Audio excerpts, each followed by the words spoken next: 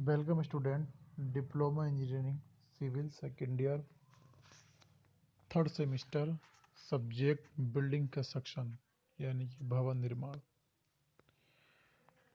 तो building construction में हम पेंटिंग के बारे में आपको बता रहे थे।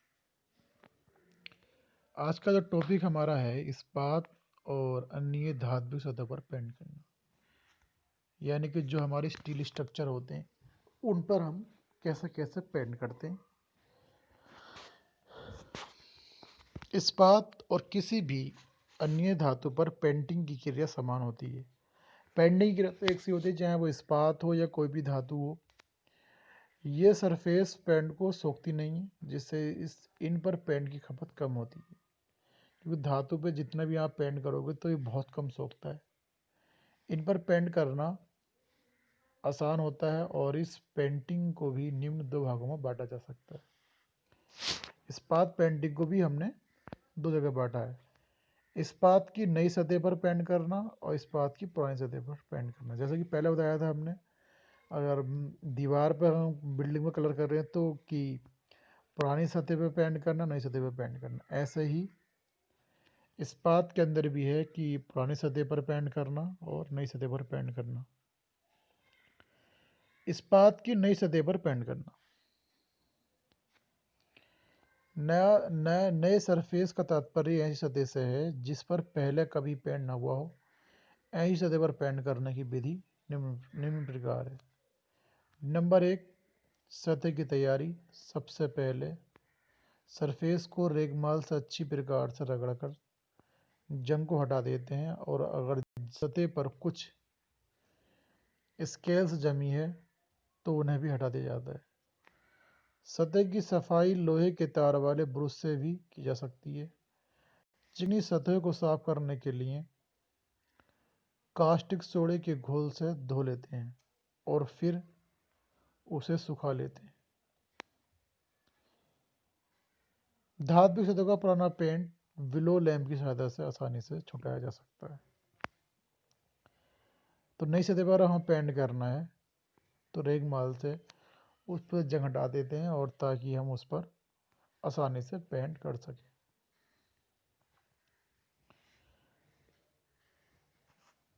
प्रथम कोट लगाना, प्राइमिंग और फर्स्ट कोट।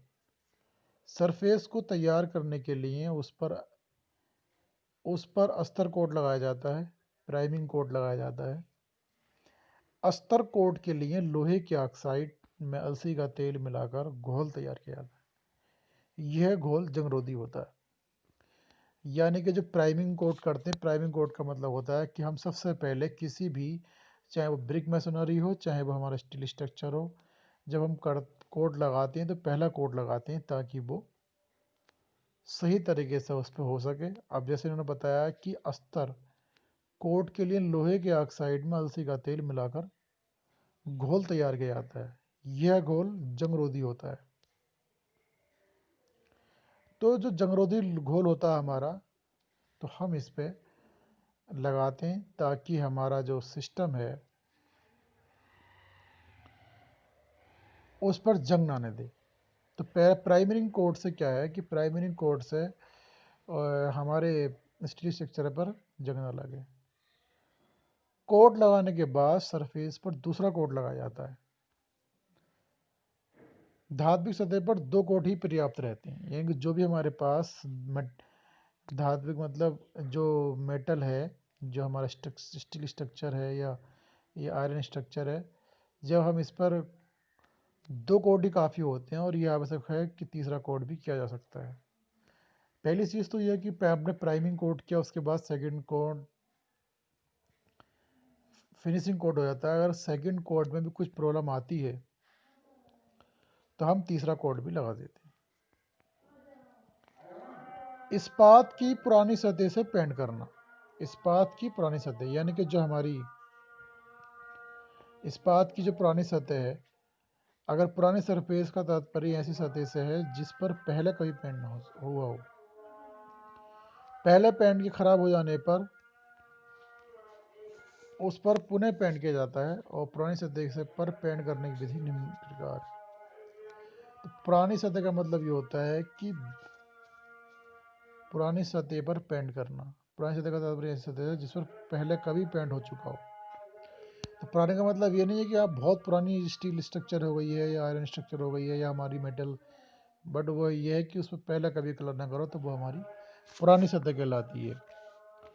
पहले पेंट पर के खराब हो जाने पर उस पर पुनः पेंट किया जाता है, मगर पुरानी सतह पर पेंट करने की विधि निम्न प्रकार है। नंबर 1, सतह की तैयारी।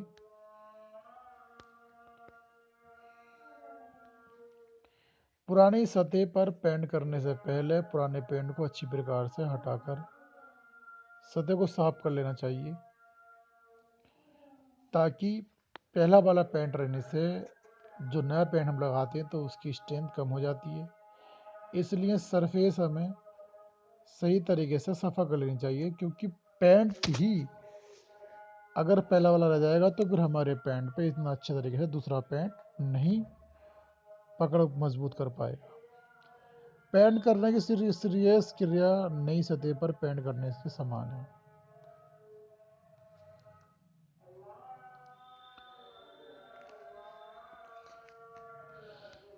प्लास्टर की हुई दीवार पर पेंट करना।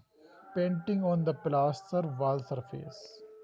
प्लास्टर की हुई सतह पर पेंट काफ़ी समय बाद जब चिनाई की नमी पूरी तरह सूख जाने पर किया जाना चाहिए। ताज़ा प्लास्टर की हुई सतह पर पेंट को सबसे बड़ा खतरा प्लास्टर में अनुभवी चूने की उपस्थिति से है। क्षारों के संपर्क में आने से पेंट खराब हो जाता है और पेंट के सूखने पर इसका बहुत प्रतिकूल इफेक्ट पड़ता है। इसलिए अगर संभव हो तो प्लास्टर की हुई सतह पर कम से कम 1 वर्ष तक पेंट नहीं करना चाहिए। इस दौरान दीवार पर सफ़ेदी या रंगीन पुताई की जा सकती है।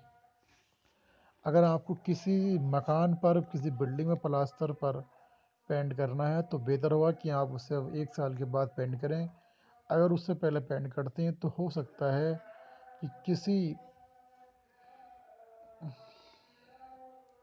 अनबुझे चूने की उपस्थिति से जो है कोई ब्लास्टिंग हो जाए, तो उससे क्या है कि हमारा पेंट पर एक इफेक्ट पड़ जाता है और उस पर निशान लग जाते हैं, फिर वो हमारा पेंट का सारी शाइनिंग ख़राब कर देता है। इसलिए हमें बेहतर ये है कि अगर हमें ज़्यादा अर्जेंट पेंट करना है तो कोई हमने पुताई उताई करा ली तो रंगीन पुताई, बट बेहतर ये है कि हमें कुछ समय बाद ही उस पर पेंट कराना चाहिए, मिनिमम 1-1.5 साल बाद। अगर किसी कारणवश प्लास्टर की हुई नई सरफेस पर पेंट करना ही हो तो सबसे पहले सतह पर जस्ते के सल्फेट या डिल्यूट घोल बनाकर उसका लेप पड़ दिया जाता है। यह घोल चूने के प्रभाव को निष्क्रिय कर देता है। अगर हमें बहुत जल्दी ही मतलब प्लास्टर किया है, हमें चाहते हैं कि पेंट करना है, तो उससे पहले क्या है, डिल्यूटेड घोल बनाकर उसका लेप पड़ जाता है और यह घोल चूने के प्रभाव को निष्क्रिय कर देगा। इसके बाद सरफेस को बिल्कुल समतल कर लेना चाहिए। कुछ स्थान पर सरफेस उभरी हो तो उसको रेगमाल से अच्छी प्रकार रगड़कर समतल कर लेना चाहिए और सतह की दरारों को प्लास्टर ऑफ पेरिस से भर देने के बाद पेंट के आधार को लगा देना चाहिए। लाल रेत सफ़ेद लेट के बराबर बराबर मात्रा लेकर उबले हुए अलसी के तेल में मिलाकर आधार कोट का मसाला बनाया जाता है। आधार कोट सूख जाने के बाद सतह पर पेंट किया जाता है। इसके लिए अच्छी क्वालिटी और इच्छित रंग का पेंट यूज किया जाता है। पेंट की अच्छी फिनिश प्राप्त करने के लिए सरफेस पर 2 या 3 कोट किए जाते हैं। इमल्सन पेंट से नई प्लास्टर सतह की पेंटिंग आसानी से की जा सकती है। इन पेंटों को क्षारीय प्रभाव की प्रतिरोध क्षमता काफ़ी अच्छी होती है। इमल्सन पेंट नम सतह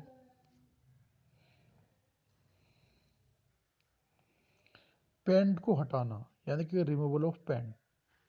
अब हम पेंट करा हुआ है तो पेंट को कैसे हटाएंगे, ये बहुत बड़ी समस्या है। जैसे हमने हमने पहले एक बार पेंट कर दिया, उसके ऊपर फिर हम दूसरे अपनी मर्जी के कलर का पेंट कराना चाह रहे हैं, तो पुराने पेंट की हुई सतह पर दोबारा पेंट करने के लिए पुराने पेंट को हटा लेना चाहिए। पेंट हटाने के लिए दो मेथड है। नंबर एक, पेंट को जलाना, बर्निंग द पेंट।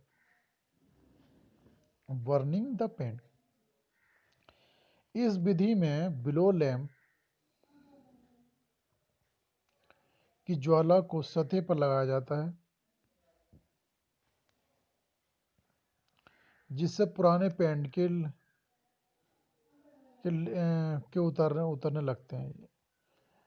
इस पेंट के बिलो लैंप की ज्वाला को सतह पर लगाया जाता है, जिससे पुराने पेंट की जो लेयर है वो छूटने लगती है, जिन्हें खुरच कर साफ कर दिया जाता है।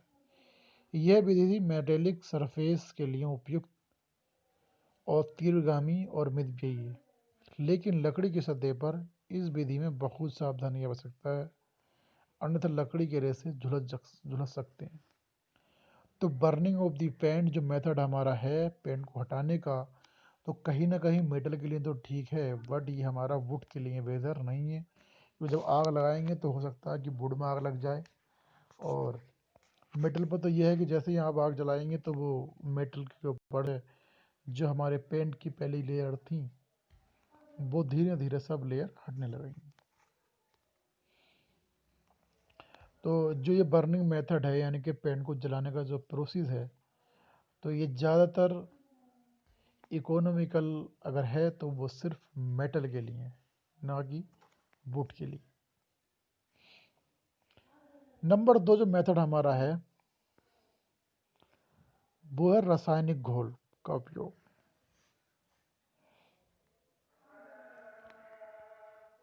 इस विधि से पेंट हटाने के लिए निम्न रासायनिक घोल यूज किए जाते हैं। नंबर 1, सनलाइट साबुन, पोटास और कली चूने को बार मात्रा में लेकर उससे गर्म पानी में घोल बनाया जाता है। इस घोल को सतह पर लगाकर 24 घंटे के लिए छोड़ दिया जाता है।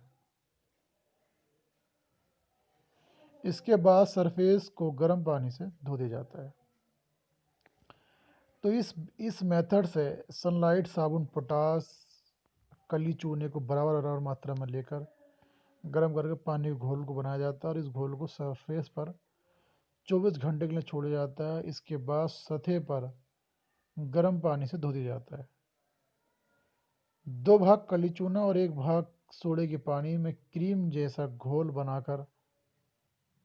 जाता है, जिसे सरफेस पर फैलाकर 1 घंटे के लिए छोड़ दिया जाता है। अब इसको साफ पानी से धोने से पेंट आसानी से छूट जाता है।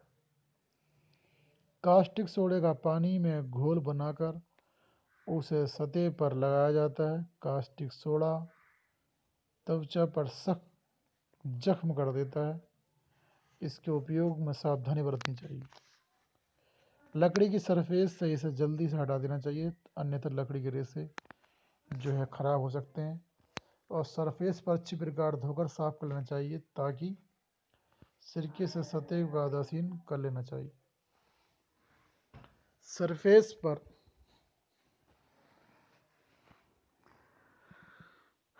नेपता का बार बार तब तक लेप किया जाता है जब तक कि पेंट सॉफ्ट न हो जाए, तब इसको रगड़ कर सतह को साफ कर लिया जाता है।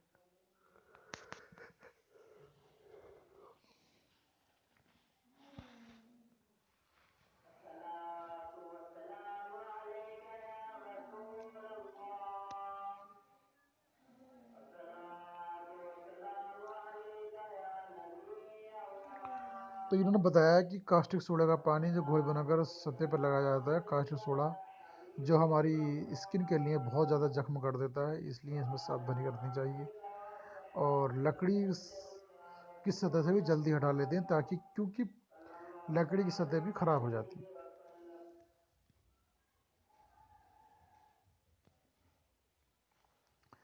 वाइट वॉशिंग यानी कि सफ़ेदी करना। वाइट वॉशिंग का मतलब होता है वह सफ़ेदी करना। बिल्डिंग की दीवारों पर सफ़ेदी करने से उनकी सजावट बढ़ जाती है। साथ ही थोड़ी सी मजबूती आ जाती। सफ़ेदी में शुद्ध चूने का यूज़ किया जाता है, इसलिए सफ़ेदी का प्रभाव कीटाणुनाशक भी होता है। अगर सरफेस पर रंगीन पुताई या डिस्टेम्पर आदि करना हो तो सफ़ेदी उनके लिए एक अच्छा आधार सतह प्रदान करती है। बिल्डिंगों में सफ़ेदी प्रति वर्ष की जानी चाहिए, लेकिन अगर यह अधिक गंदी नहीं हुई है तो एक वर्ष में अधिक का अंतराल भी किया जा सकता है।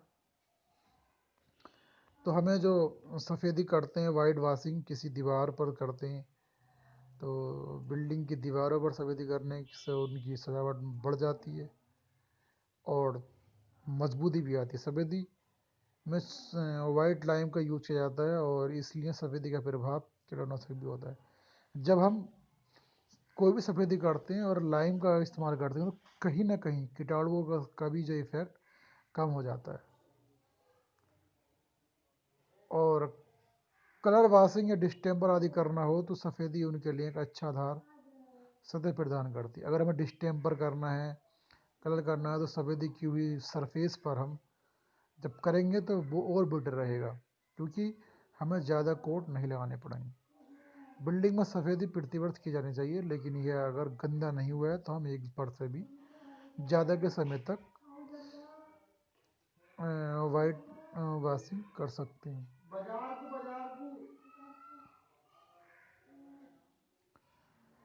सफ़ेदी के लिए सरफेस तैयार करना।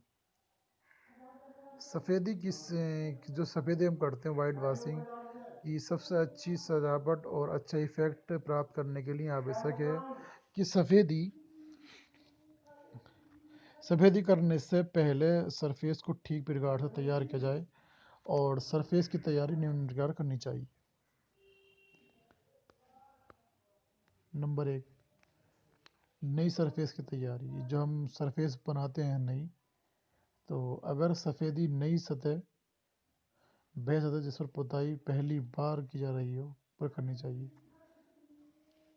तो पहले सरफेस अच्छी प्रकार साफ कर लेनी चाहिए और सरफेस पर कोई भी धूल, गंदगी, जाला और कोई इत्यादि नहीं रहने चाहिए। अगर सरफेस अधिक चिकनी है तो इस पर सफ़ेदी ठीक प्रकार से नहीं चिपकेगी, इसलिए अधिक चिकनी सतहों को रेगमाल से थोड़ा रगड़ देना चाहिए। और अगर सरफेस पर चिकनाई के धब्बे लगे हैं तो उन्हें ठीक प्रकार छुड़ा देना चाहिए।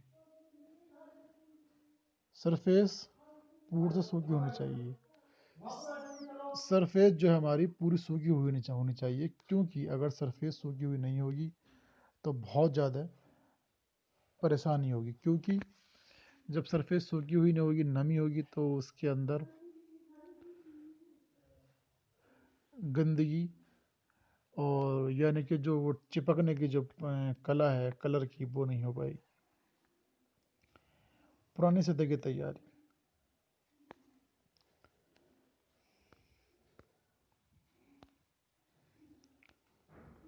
वह सरफेस जिस पर पहले कभी भी सफ़ेदी हो चुकी हो पुरानी सतह कहलाती।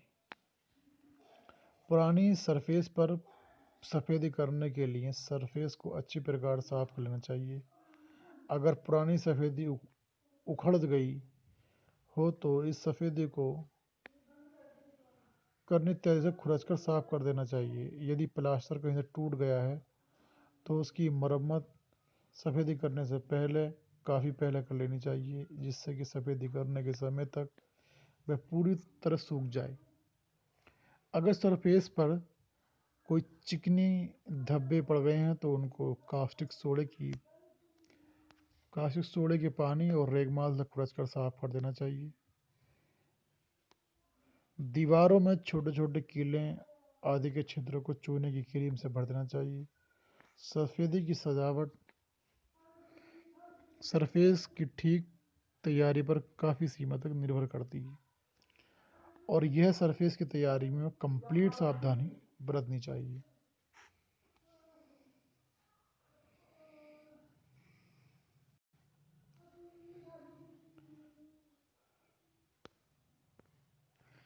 सफ़ेदी तैयार करना।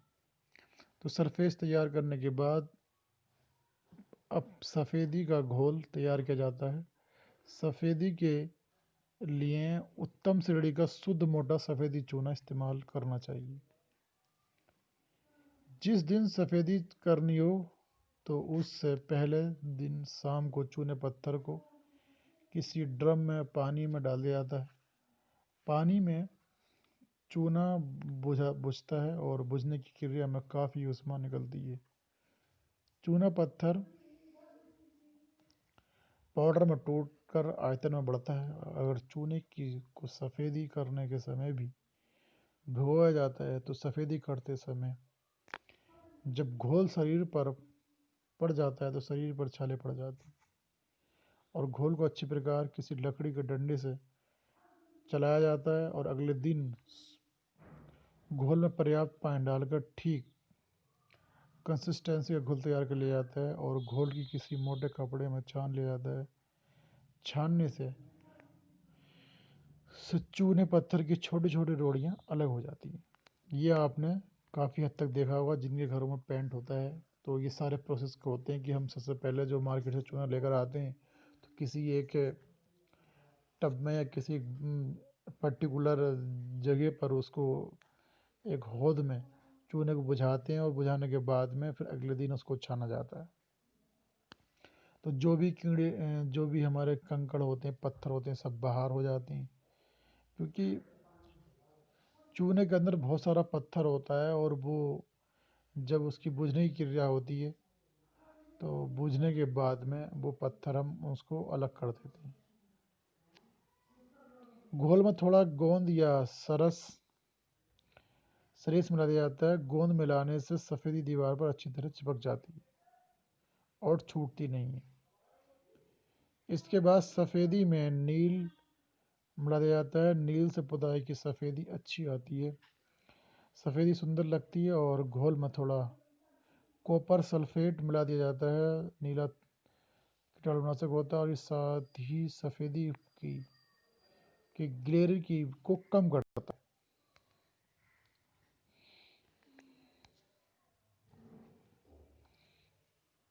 100 स्क्वायर मीटर सरफेस पर एक कोट सफ़ेदी करने के लिए 100 स्क्वायर मीटर सरफेस पर एक कोट सफ़ेदी करने के लिए लगभग 10 किलो शुद्ध चूने की आवश्यकता होती है। गोंद, नील और नीला थोथा विवेकानुसार मिलाए जाते हैं। नील केवल अंतिम कोट के लिए घोल में ही मिलाया जाता है। एक कमरे के लिए घोल की पर्याप्त मात्रा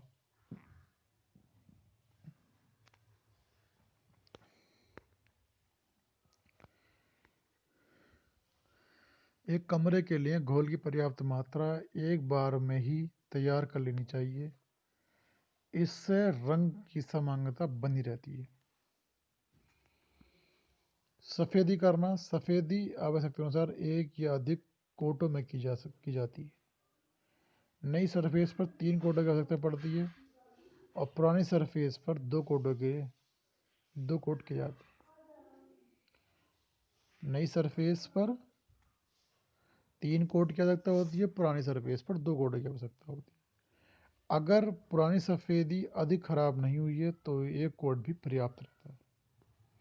अब जैसे देखते हैं कि अभी हमारे घर में कलर है और हमने फिर दोबारा कलर करना है तो हम एक कोट भी काफ़ी सफिशिएंट रहता है। तो वो हमें डिपेंड करता है हमारे कलर की ब्राइटनेस के ऊपर कि वो कितना चमकीला है या कोई धब्बा या कोई उस पर रोक तो नहीं लगा है। एक कोट में कूंची एक बार ऊपर से नीचे या नीचे से ऊपर, दाएं से बाएं, बाएं से दाएं चलाई जाती है। एक कोट में जो हमारा जो ब्रुश होता है एक बार ऊपर से नीचे और नीचे से ऊपर, यानी कि अगर हम कोट कर रहे हैं तो पहले नीचे की ओर आए फिर हम ऊपर की ओर गए इसी एरिए पे, फिर हम दाएं गए फिर हम बाएं, तो हमारा एक कोट कहलाता है।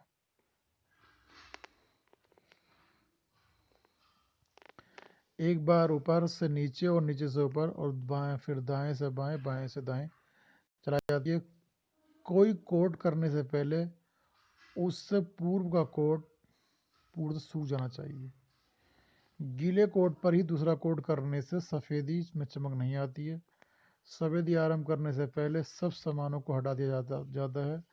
भारी सामानों पर कोई पुराना कपड़ा, ये तो सब सिंपल सी बातें हैं कि जब कलर करते हैं तो वो जो भी चीज़ें एक्स्ट्रा रखी हैं घर में वो हम सबको सेफ्टी से रखना चाहिए। बट जब हम एक कोट करते हैं तो एक कोट करते समय हमारी कूंची अप डाउन लेफ़्ट राइट ज़रूर होनी चाहिए।